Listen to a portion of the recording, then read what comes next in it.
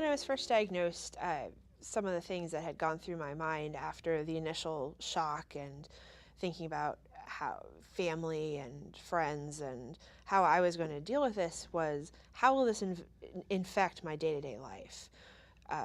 Really, how am I going to get up every day, get on a train, schlep to the city, go to work, come home, and still have time for treatments and just get myself better?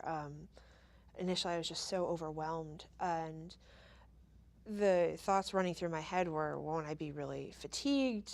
How fatigued will I be? Am I going to have cognitive problems? My job as a copy editor is really all mental, so if that starts to go, what am I going to do? When you first have a diagnosis of MS, there's a lot of other issues that are going on. You might have just been given some information, a diagnosis, there's emotional things going on. So what is important is to be mindful of beginning to address the issues. The real importance is not to leave your job. So the first thing is you take a deep breath, think of all your options before you make a move.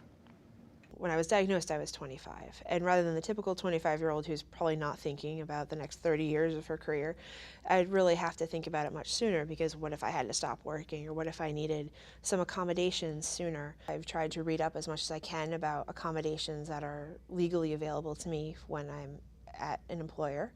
I also have been looking at my skill set and seeing how I can apply those things to different jobs, and if the possibility of needing freelance, need to do it on a freelance basis rather than a 9-to-5 everyday job, which may be more taxing on myself. I found a job that was closer to home, and it ended up being less stress, which I feel has really helped my MS and my symptoms. I think the best strategy is to say, let me be realistic and be proactive and see what I'm able to do on my current job that will allow me to do the essential part of my job within the larger scheme of making some slight modifications, which don't necessarily have to cost a lot of money. It's just about being realistic and having that conversation with your physician. If you really are in a position where you cannot do your job anymore, but you sort of want to stay within the same field, then you want to start saying, what are my resources out there? It's a time to begin to think about what are realistic options. What are my transferable skills? And that's a very big issue, because we all tend to think of ourselves, I'm a counselor, I'm a teacher, I'm this, I'm that, and not really look at all the skills that we have that we can transfer to another field or something within that field. One of the things is a wonderful, wonderful website which is called the Job Accommodation Network. And it's a great wealth of information based on different kinds of disabilities, and gives you really wonderful ideas as to just to begin to incorporate what might be relevant to your particular job. The other thing is, if you're really beginning to say, I don't really know what else I want to do. It's a very hard question when people say, what do you want to do? It's an easy question, but very hard to answer. Department of Labor also has a wonderful website which is called ONET Profile.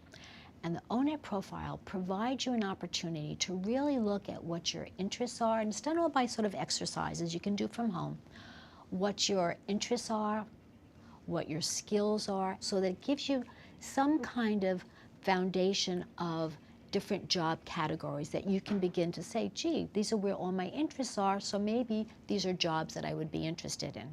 And then read about them. Probably about a year after I was diagnosed, I started really looking at things that might be available to me.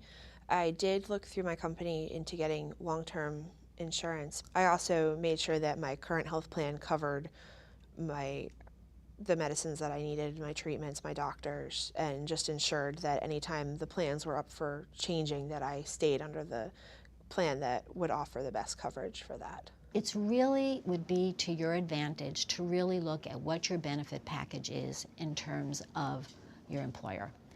Do you have long-term disability? People think they don't need it. Take it.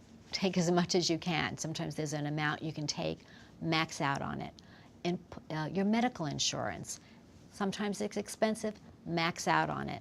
So it's really important to really look at the employment package that you're given and really discuss with your HR person if you can, and use as much as if you can, because you need to think proactively for the future. Any way that I can feel normal and stay as normal as possible, whatever that is just important to me. And getting up and going to work, even on the days I don't feel like it, is still normal. Um, if I were to just say, forget it, I'm not going to do it anymore, I think then it would feel like MS had won. And getting up and going to work means MS hasn't won over me.